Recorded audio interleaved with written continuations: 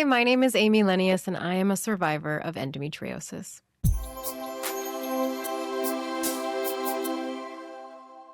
Hi all, it's Zoe here. Thanks for hanging out with me again today and joining the Surviving with Zoe podcast, a conversation where amazing, inspirational survivors from all walks of life share their personal stories and expert advocates educate you, our audience, in order to break stigmas and taboos regarding mental health and trauma, kind of like free therapy and permission to always give yourself grace and compassion as we are ultimately all just surviving every day. Before we dive in, we would like to add a trigger warning for anyone that is vulnerable to particular issues.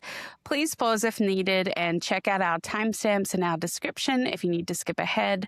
Lastly, if you could please follow us and hit the subscribe button on Spotify, Apple, Instagram, and TikTok. We would really appreciate it since we are a new pod. We need all the love we can get. And of course, we want to amplify our guests' voices. Our guest today, Amy Lenius, is a speaker, coach, and the director of group coaching at Next Level University. After navigating years of chronic illness and the loss of her identity, Amy began a powerful journey of healing and self-discovery.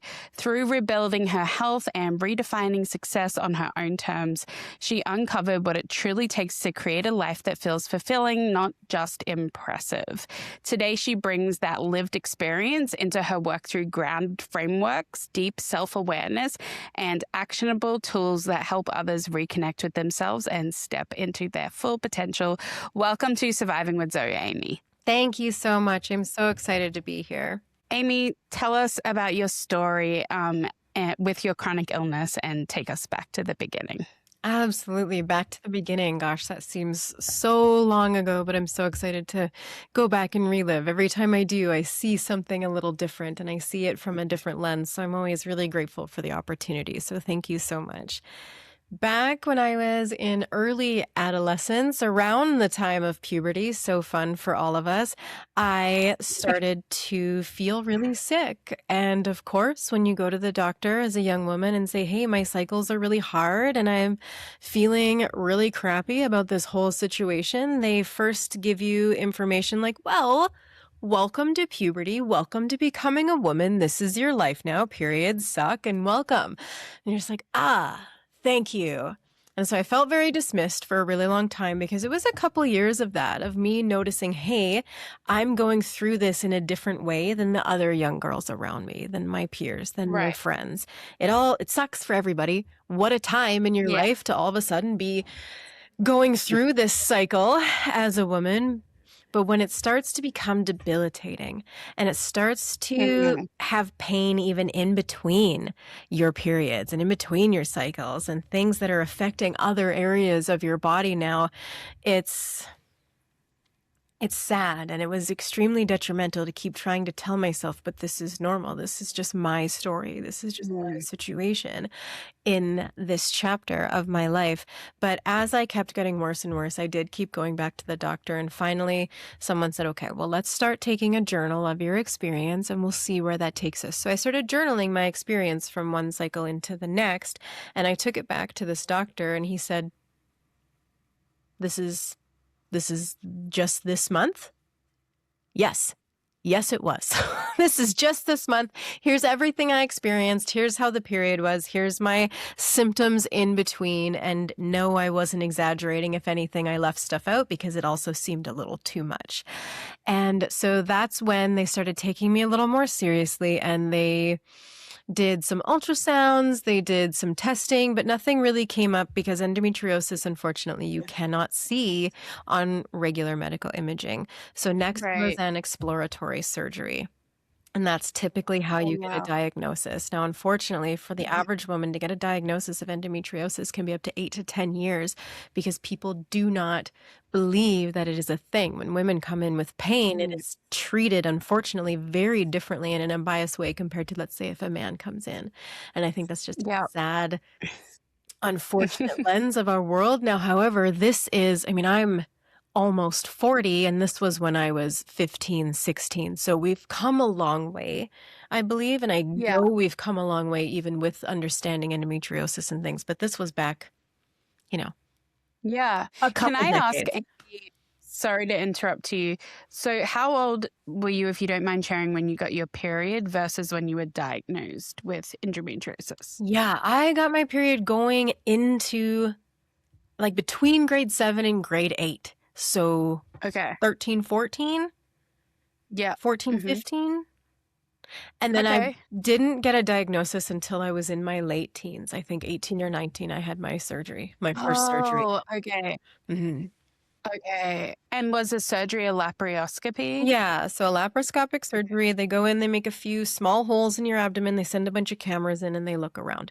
And so from there, Hmm. they were like, oh, we do see what is called endometriosis. And now we're really going to tell you, welcome to your life. There's a good chance you won't be able to have children. You're going to have pain for the rest of your life. And maybe it will get better when you hit menopause. And that's this whole other thing that women get to go through. And I was like, Yeah. oh, okay. Oh, it was so upsetting and I just felt so lost and I had my pity party and I got really sad about it and then I just fell into the system. Okay, well, what do I need to do? And Hmm. the children part really upset me. That put me in a really mental and emotional slump for a good few Hmm. months because I always wanted to be a mom. On career day, when they Yeah. ask you, oh, what do you want to be when you grow up? And I always wrote down mom, and then they give you crap because apparently you can't write that down. That's not a career. So then I would write something else, whatever they would let me pass by. But I always wanted to be a mom. So I got really sad about that for a little while. And I went through a bit of a depressive episode on that. But I ended up going down to a specialist in Vancouver. I lived out in British Columbia at the time. And Mhm. she said, you know what? I can do it. I can help you get pregnant when you're ready. And this was at 19 years old or 20 years old. When you're ready, I will help you have children. And I was like, okay. She believes that she can do this thing. All the men I have been working with told me that they couldn't, and this was my life now and things. So it gave me just a bit of a perspective, gave me a little more hope, but I still just fell into the system of, okay, here's all of these hormonal therapy drugs we're going to put you on, including this birth control. Oh, that one's not working. Let's put you on this heavier, different birth control. Oh, that one's not working. Let's put you on this different birth control and then this pain medication and then do another surgery. And I went through that process for years. And then in my early 20s, I was in college for anatomy and physiology myself.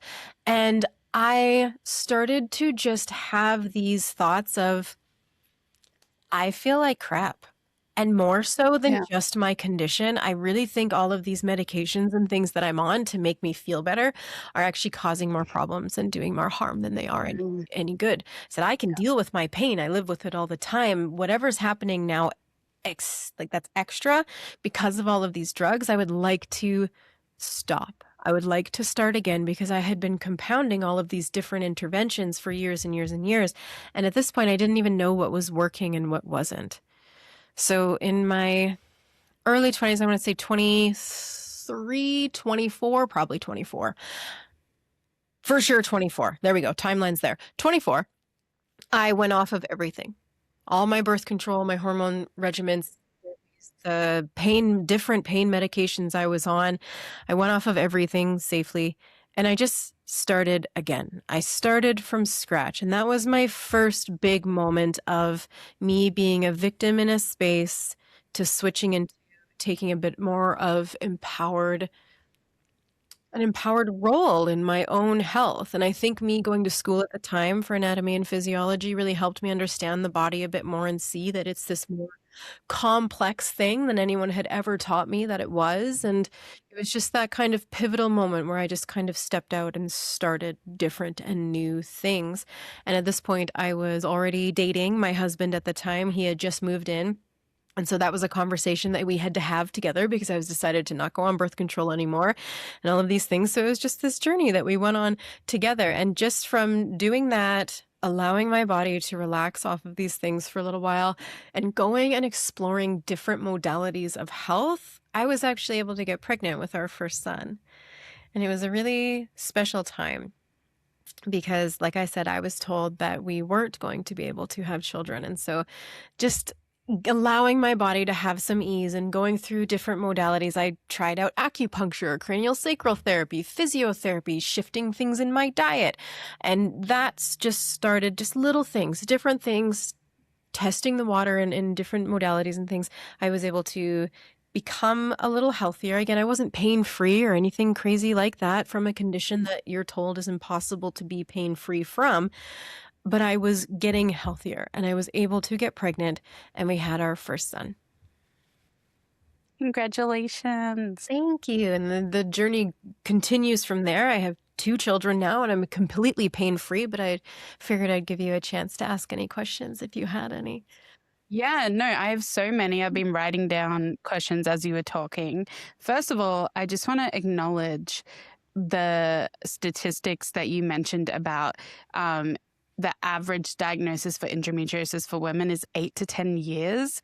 I think that is insane, but it's not surprising because I feel like, and you mentioned this, that men, particularly not all males, but some males in healthcare have not really done much studying towards women's health issues. Research, like it's literally not in the curriculum. And so it does fall on women to figure these things out. And, you know, people always say that if women wrote the curriculum for med school, like we'd have a cure for endometriosis already. But I just want our listeners to understand what endometriosis feels like. Are you able to kind of describe more in depth what the pain feels like and also some of the warning signs that you might have endometriosis? Absolutely. Good question because I skipped over all of that. Very good question. Okay. So 1, yes, you're right. I think the medical system has come a long way because we're now actually starting to test on women. For generations, we have not tested medical anything on women. What they would do is they would test on men and they wouldn't use cycling women because we're too much of a variable, believe it or not, because we're cycling in hormones all the time. Yeah. And what they would do is they would test men and then adjust whatever the treatment was or thing and just into women being smaller men. Oh, this is what's for a man. We're going to just make this a smaller man. And that's how they would treat us. And so now they're at least, I mean, even things like hygiene products, forever, they weren't even tested on actual blood. It was water or different liquids. Yeah. I didn't know that. Yeah. That's crazy. Oh, yeah. So we have come a long way in acknowledging that women need to be studied for women's conditions. And so we're getting there. But again, it's 2026. What are we doing? Yeah. Super biased opinion there, but oh my goodness. So nowadays, I think the diagnosis hopefully is a little shorter, but I do think it's who you talk to, where you go, where part of the world you are in, but also your empowered stance that you take. If this doctor doesn't agree with you or says everything's fine, it is your responsibility to go to someone different. Yeah. That's really, really important to know. You need to be an active participant in your healthcare journey, and you need to be the squeaky wheel sometimes. If this practitioner does not align with you or feel like they're working with you, go to someone else. It's so, so important to do that. Now, endometriosis is when your endometrial tissue that naturally grows inside your uterus, grows outside of your uterus where it is not supposed to be. So there are healthy endometrial cells causing unhealthy reactions in the body because they're growing where they're not supposed to grow. It's like a uncancerous cancer because it's cells proliferating outside of what they're supposed to do and functioning outside of the way they're supposed to be functioning, which is similar to cancer but not cancer. And it causes it's wild. It's wild. Women get it. There was a woman not too long ago that had clumps of it in her armpit. So it is not just staying in the pelvic region. Oh, right. Yeah, it spreads like, I don't want to like get too graphic, but it's, I know a couple of women that it's like spread to their behinds, like it's just like literally everywhere. And I just want to add for our audience too, one of the reasons why Amy was told that, you know, she might not be able to have children is because sometimes like it can spread to your fallopian tubes or other parts and they have to be taken out, like because of the scar tissue, whereas like different medical things like PCOS, like you can still have children with PCOS and endometriosis, but sometimes you might go in for a a routine laparoscopy and come out without an ovary or a fallopian tube. So it can significantly decrease your chances of having kids. So Amy is like one of the miracle stories of endometriosis where she's been able to have 2 kids, but it's still not like, oh, she got off, because she's had the pain and the symptoms. And sorry to interrupt you. I know you were about to go into those warning signs. Yeah, absolutely. There are different levels for different women. It affects different women in different ways. And so for me, it never traveled anywhere up into this half of my body, but it deeply affected my digestive system. It affected the nerves in my legs. Oh my goodness. It would attack the nerve bundles down to my legs and I would just collapse. I would collapse in pain and my legs would stop working. And same, like, it goes into your back end. It goes into, there's just so many different Yeah. things. So you see a lot of digestive changes. You see very heavy, irregular, painful periods, but you also have pain and things outside of your period because it's an inflammatory condition. Yes. So you have a lot of inflammation. Like I said, you have a lot of different moving parts and it presents a little bit different everybody. But to even host a baby, your uterus has to be this really beautifully balanced environment. And for women who suffer with any kind of hormonal condition, endometriosis, PCOS, like you talked about, it causes sometimes an inhospitable environment. And not only that, it deeply affects your hormones and the levels of your hormones. With endometriosis, we see a common pattern of really low progesterone, which causes estrogen imbalance and can really, you see a lot of high cortisol as well.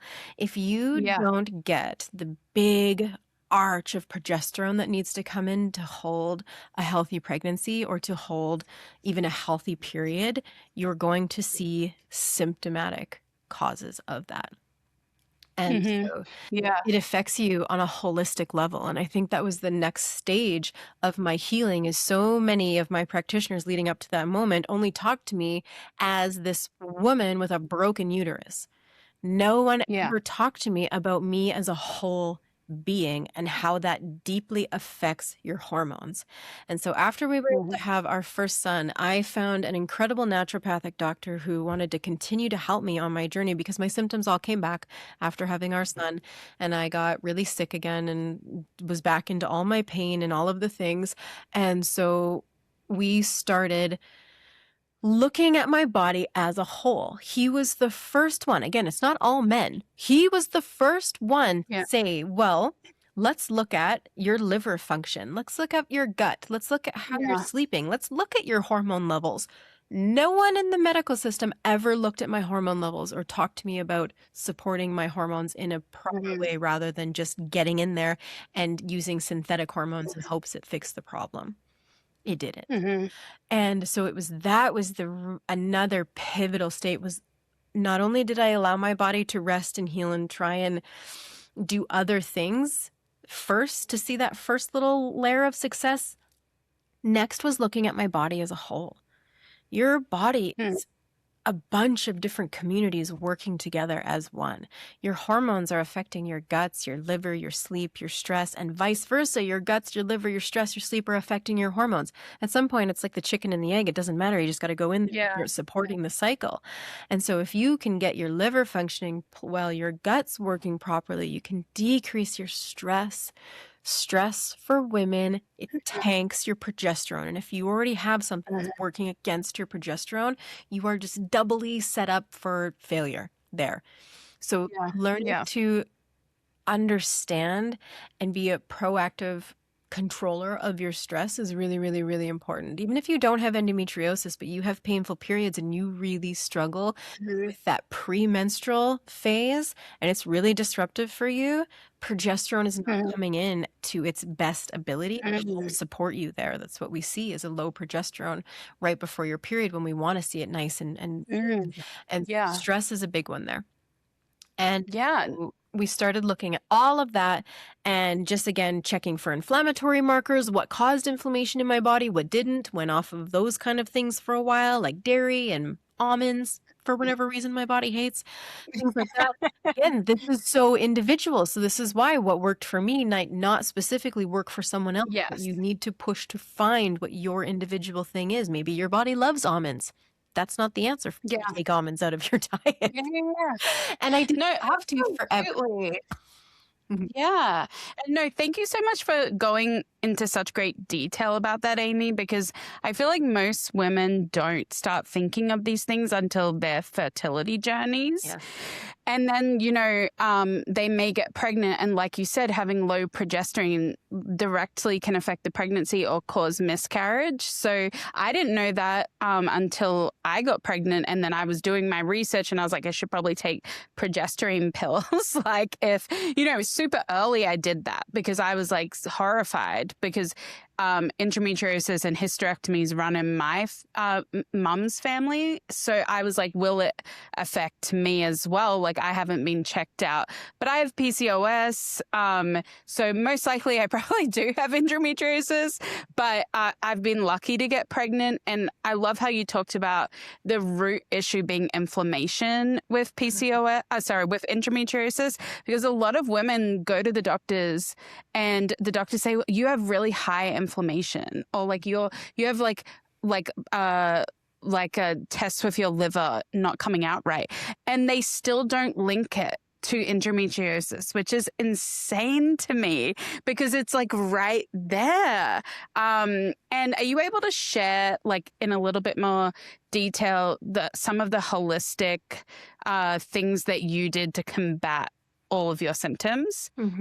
Absolutely. So we started controlling the inflammation by making sure I wasn't adding any more inflammation in. And I was Mhm. really conscious of my environment as far as stress and making sure I was getting enough sleep. Yeah. We made sure my guts were functioning properly. So adding in Mhm. probiotics, prebiotics, and starting off with a really common anti-inflammatory diet. So a paleo diet, for example, is Mm.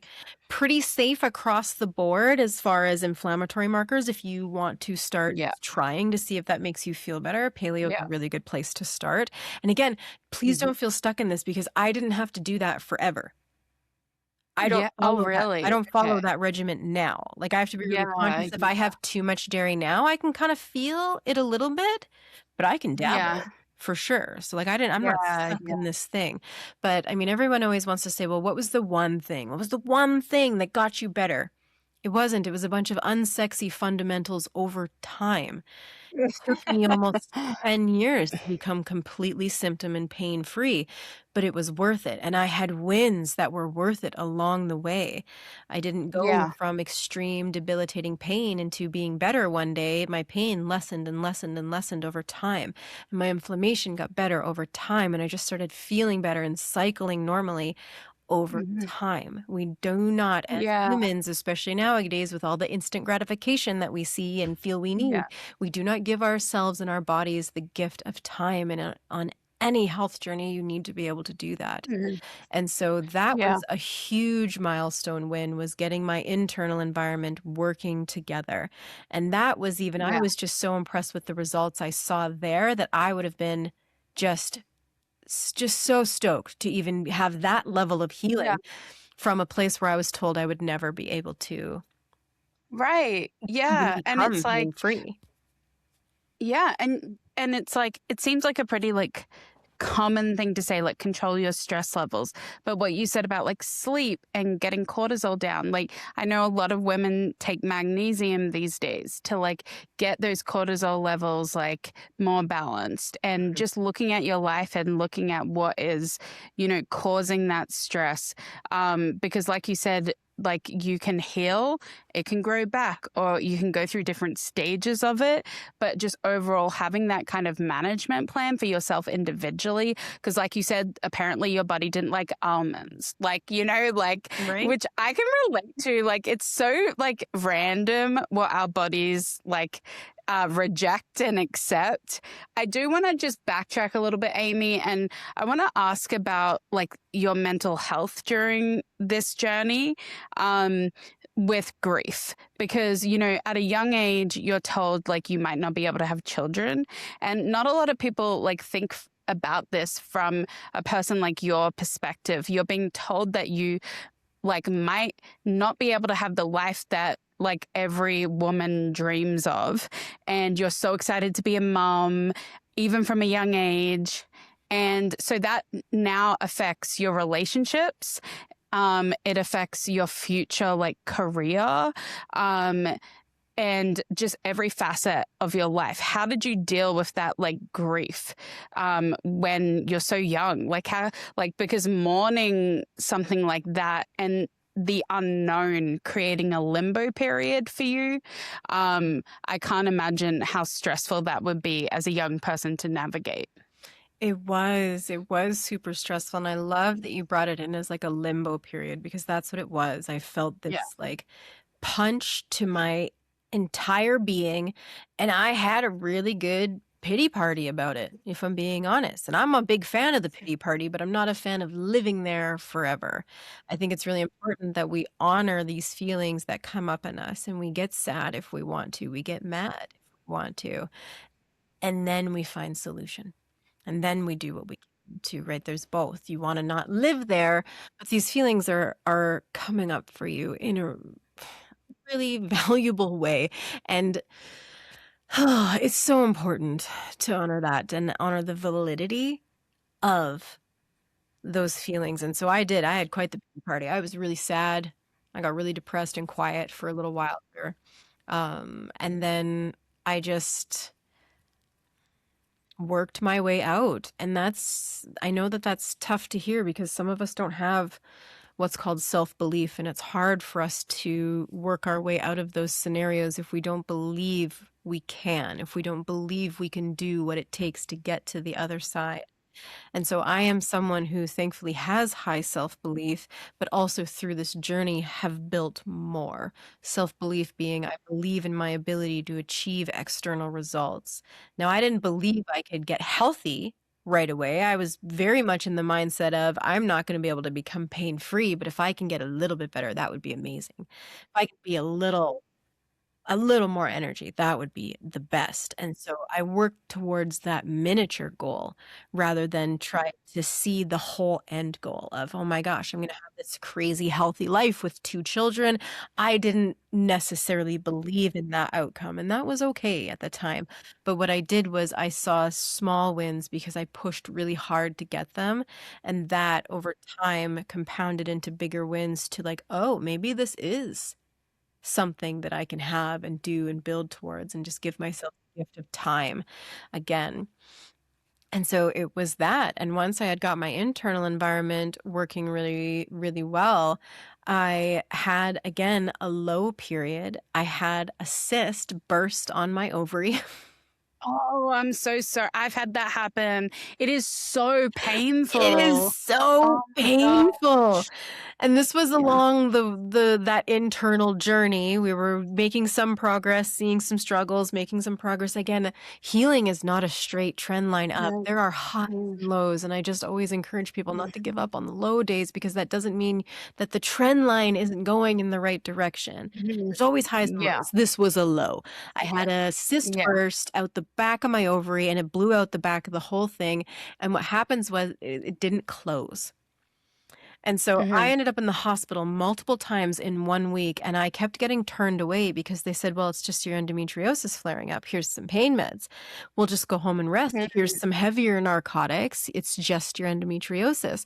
And this is Mhm. where I learned to really be an advocate for self and why that is so important because it took longer than I would like to admit that week for me to say, Mm. actually, I know my endometriosis pain. I live with it every day. This is different. This is Yeah. extreme. I feel like I'm dying. And they're like, well, Yeah. that's normal for endometriosis. No, you know what your normal is. You know Yeah. your body best. And when people try and project Mhm. onto you and tell you Yes. about your body, Yeah. that's where it becomes a problem. Now, you might not be able to articulate it Mhm. in a way or talk their fancy Mhm. medical jargon and lingo that Yeah. they do. That's okay. You still know best. And it Yeah. took me Yeah. at least 4 visits to the ER that week to stand there and be like, I'm not leaving. I feel like I'm dying. Something else is wrong. Someone needs to run a test or something. Please don't send me Yeah. home again. And so they did. They got an ultrasound and they saw that I had an internal bleed. They couldn't even tell where it was coming from. It had filled my abdominal What? cavity so much. So I got rushed into surgery. They got all the blood Oh out and my they were like, oh, your ovary exploded and you have an internal bleed and yep, you were dying and you would have died. Be your What is advocate. wrong with people? What is wrong with people? That makes me so mad for you. And I love how, like, you, like, going through this journey, like, you were like, I'm not going to deal with toxic positivity. Mhm. Like, my struggles are real. And, you know, unfortunately, medical staff are kind of like conditioned to be desensitized and, like you said, not believe women and minorities. So I'm not surprised that that happened, but I'm so happy that you advocated for yourself because that is terrifying. Like, I Yeah. can't imagine the pain that you would have felt. Like, oh my gosh. And, you know, I kind of want to check in with you today. Like, how are you feeling with your symptoms? Because I know that it doesn't completely go away. Like, where are you at in your journey of Mhm. endometriosis? Yeah, so that was a turning point again, for sure. The surgery that Yeah. they gave me that time, they went in and they knew I had endometriosis. They went in and cleared all of that excess stuff out too as they were patching up my ovary, which they were Yeah. able to save. And I was able to have my second son after that. And Amazing. so from there into what transpired, and then me addressing my external environment and getting rid of external Mhm. hormonal toxins has led me into I have had years and years and years. Like I said, my youngest is 11. He was conceived after that crazy incident of my ovary exploding. So he's 11 now. My oldest is 13, and I have been pain-free for, I mean, almost a decade. And Oh my gosh. thank you. And so it it's weird to look at it now and see where I was and the conditions I was able to Mhm. somewhat function in. I think we think we're doing a good job functioning in Yeah. society, but once you come out the other side and you're like, oh, I was barely living. I was just surviving. Yeah. Yeah. I Yeah. wasn't thriving like Yeah. I feel like I am now. Mhm. And Yeah. so what I did was I had regimens. I have hormonal health regimens that I follow every day. And I do things every day that are very conscious for my hormone health to make sure that I stay Mhm. healthy because like you said, it is something that doesn't go away. But we Yeah. can manage it. We can find our Yeah. own unique way to manage it. And I know that that's hard to hear for those of you who feel like it is Mhm. hopeless to do so. And trust me, I have been in a lot of endometriosis support groups where it is nothing but victim mentality. We cannot be helped, Yeah. so we're not going to try Mhm. anything. And that is a mistake. You just haven't found what Mhm. works for you yet. And if you're in groups that don't support your exploration of healing and keep you in a place of Mhm. stuckness, that is not the community for you. I know it's nice to be in a space that is validating. I get that. But if it is not validating while also helping to Yeah. become better to the best of your capabilities and things, Yeah. it's not a growth space. And so I deeply believe that it can be supported in different ways. You need to stop Yeah. destroying your hormones from the outside in, and you need to support them from the inside out. And it's a journey and it is worth it. But like I said, I have two Oh my children. gosh. I'm pain Yeah. free. And now what's really fun is I'm going through perimenopause. I've just started dipping into that. And I know it's a Yeah. little early for some, but when perimenopause and menopause is actually very genetic. We are born with a Mhm. similar amount of eggs to our ancestors. And so if you can kind of get the gift of being able to ask your grandma and your mother when they went into full menopause, you can kind of discern what your levels will be. Now, I think Yeah. endometriosis also pushed me into that a little younger as well. But my mom was Yeah. fully done, fully menopausal, not cycling anymore at 42, and I'm about to be 39. And Yeah. I've just gone through a whole series of hormone checks again and blood work and things because I was convinced, because like I said, I am very in tune with my hormones and I have regimens Yeah. that I do, and they had stopped working. I was starting to have Yeah. my period. It's clockwork and has been for years and years and years. I've had such a Yeah. healthy Yeah. cycle Yeah. for years, and now all of a sudden it's like the Mhm. Wild West. It's coming whenever it wants to. It's staying longer than it should.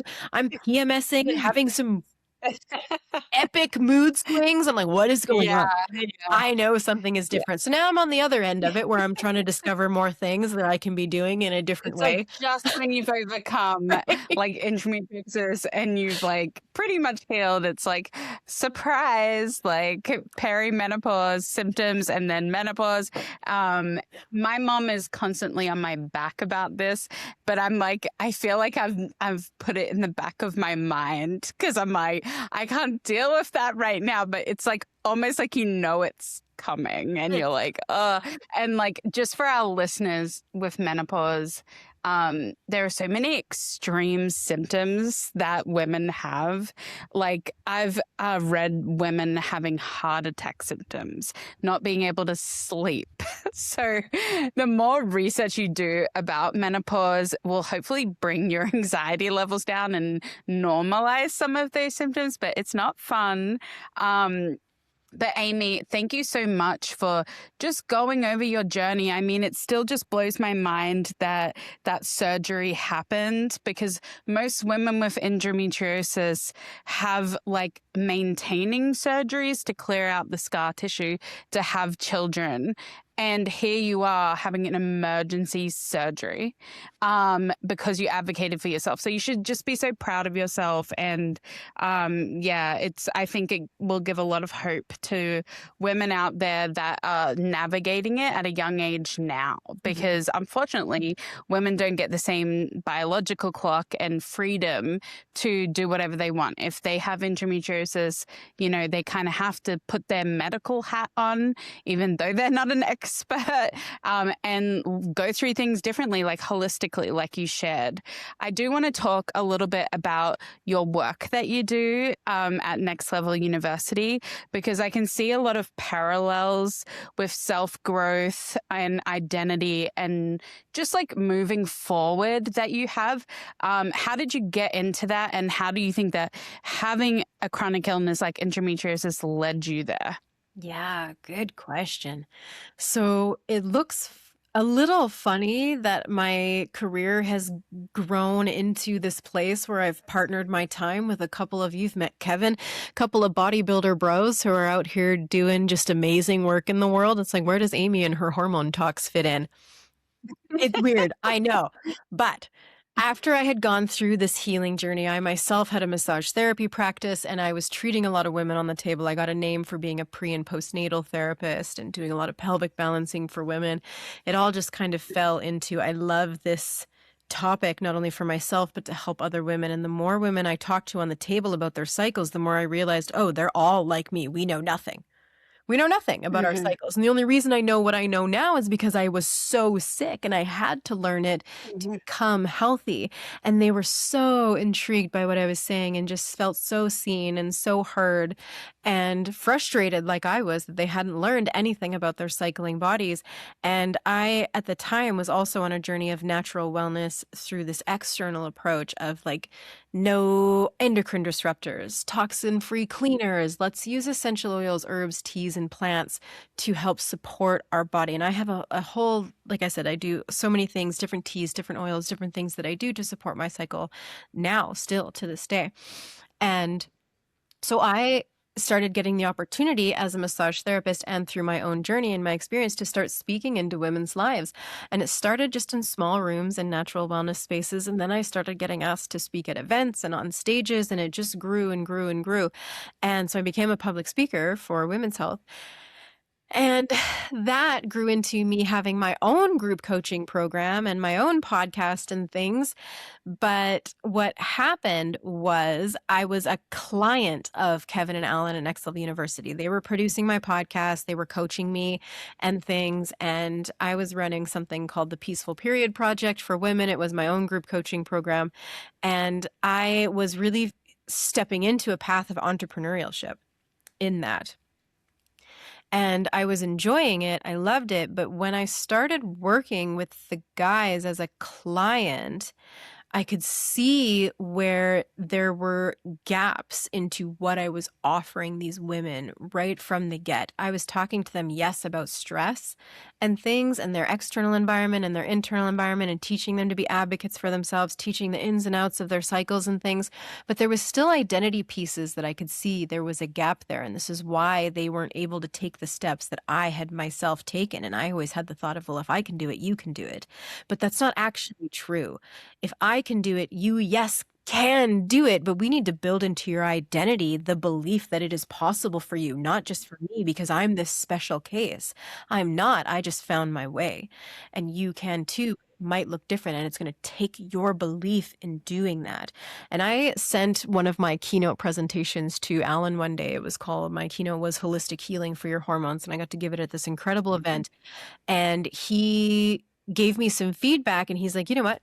You are such an aligned member of our community, and we love what you do. Would you come and MC for Kevin and I at our event on personal development? And I was like, oh, I don't know how to do that, but yes, sure.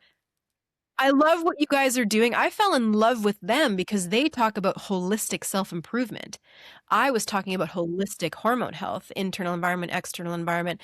They're talking about Okay. I holistic. see the link. Yeah, and when I've discovered their podcast, again, it was because holistic self-improvement, how you can improve and have holistic success in health, wealth, quality of life, and love, not just one without the other. And so I fell in love with everything they were doing, everything they were about. Oh my gosh, they're so amazing, and their mission in this world is unbelievable. Amy, you've gone over so many great things today that so many people benefit from, especially women.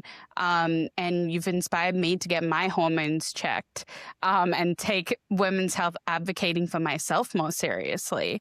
Are you able to share with our guests where they can find you if they are seeking any help or just have any questions about endometriosis? Oh, of course. And yeah, I mean, you're on your own platform of hormonal cycling right now and things as well with your current stage in life. And that takes time afterwards for it to level out and things. So again, give yourself the grace of time there. It takes a couple years to level yourself out. So I'm just at Amy Lenius on Instagram and Facebook. And now a lot of it's about holistic success, self-improvement, and your individual version of success. But I am always happy to have conversations behind the scenes, or even just be a space to vent to about what you're going through, and to be hopefully a little bit of a light on that journey for you. So message me anytime. You do get me in my DMs and Instagram and Facebook. It's not an assistant. It's not an AI. We deeply believe in personal connection now more than ever. And so, yeah, if anything comes up for you that you want to ask or work on, please reach out. I'm happy to do so. Amazing. And Amy, why do you think that you are a survivor of endometriosis today?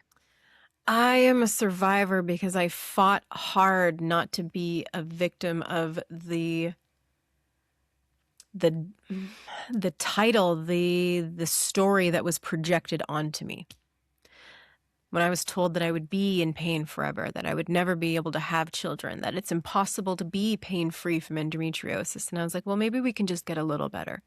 And I followed that again and again and again and again. And I followed the success of what I was doing and let go of the things that didn't work, that I tried, and found my version of success through that.